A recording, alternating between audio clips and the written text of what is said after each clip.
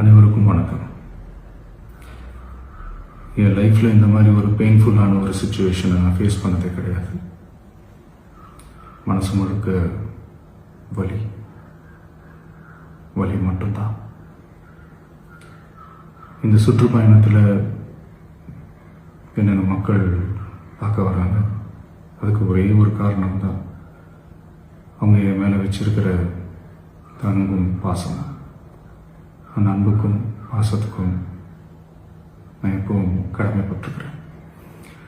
அதனால தான் இந்த சுற்றுப்பயணத்தில் மற்ற எல்லா விஷயங்களையும் தாண்டி மக்களுடைய சேஃப்டி, அதில் எந்த காம்ப்ரமைஸும் பண்ணிடக்கூடாதுன்றதுக்காக தான் அது என் மனசில் ரொம்ப ஆழமாக இருக்கும் அந்த எண்ணம்.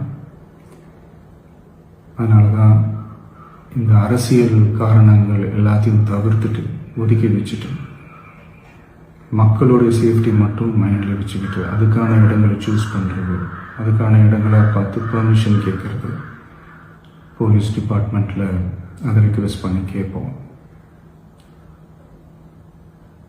ஆனால்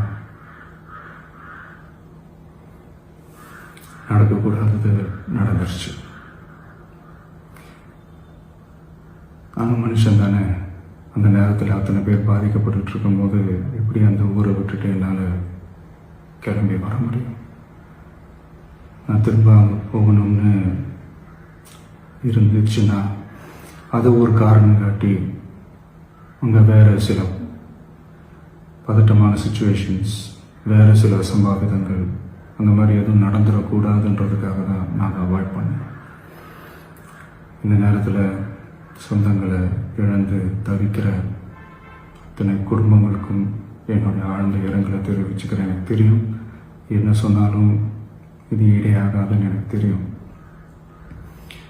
ஹாஸ்பிட்டலில் ட்ரீட் பண்ணிகிட்ருக்கிற எல்லாருமே சீக்கிரமாக க்யூர் ஆகி வரணுன்றதை இந்த நேரத்தில் நான் வேண்டிக்கிறேன். கூடிய சீக்கிரமே உங்கள் எல்லாரையும் நான் சந்திக்கிறேன்.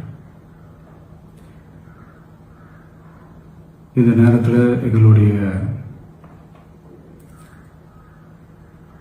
வலிகளை, எங்களுடைய நிலைமையை புரிஞ்சுக்கிட்டு எங்களுக்காக பேசின அரசியல் கட்சிகளை சார்ந்த நண்பர்கள், தலைவர்கள் அனைவருக்கும் என்னுடைய நன்றியை தெரிவிச்சுக்கிறேன். கிட்டத்தட்ட ஒரு 5 மாவட்டத்துக்கு பிரச்சாரத்துக்கு போனோம். இந்த மாதிரி எதுவுமே நடக்கல. ஆனால் கரூரில் மட்டும் ஏன் எப்படி நடக்குது?